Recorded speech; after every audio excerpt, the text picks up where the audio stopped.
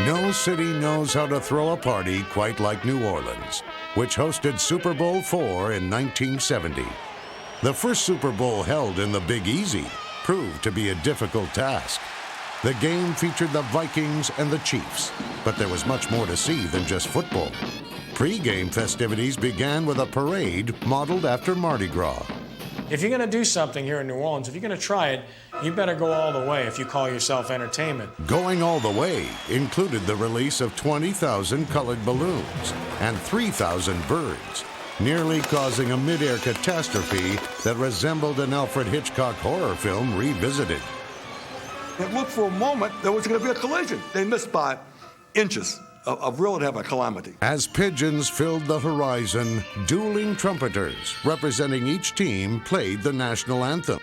One of the musicians was Tonight Show band leader Doc Severinsen. His rendition of the Star-Spangled Banner nearly turned into a funeral dirge for a co-worker of broadcaster Pat Summerall. He looked at me and he said, I think you ought to get somebody else to spot the game. The game is about 5 minutes away now. And I said, why? We hired you. We thought you were the best. Why? He said, because I think I'm having a heart attack.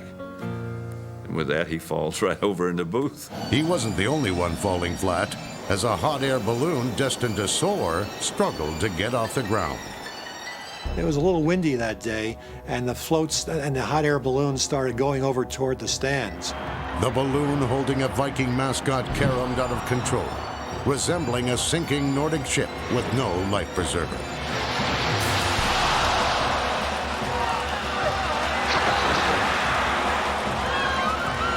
The balloon got loose and dragged a couple of people through the stands and almost out of the stand. Fans in the stands began fleeing for their lives. The balloon then crashed in the lower deck, scattering terrified Southern belles who had just finished their pre-game pageant. Super Bowl IV organizers hoped to create a surreal experience, but this wasn't what they had in mind. Fortunately, no one got hurt, but it was pretty scary, and that was only the pregame show. When it didn't work, it could be disastrous, as was the Battle of New Orleans halftime show. They had hundreds of soldiers spread all over the field and all sorts of cannons. Many were unable to see the battle reenactment due to dense smoke covering the entire field. Consider them lucky. It turned out to be a disaster. There was gunfire back and forth either side of the field. There was smoke all over the place, and hundreds of people on the field dressed up as soldiers. Some of the casualties in the recreation weren't acting. One of the guys loading the cannons had a cannon misfire, and it blew off part of his hand.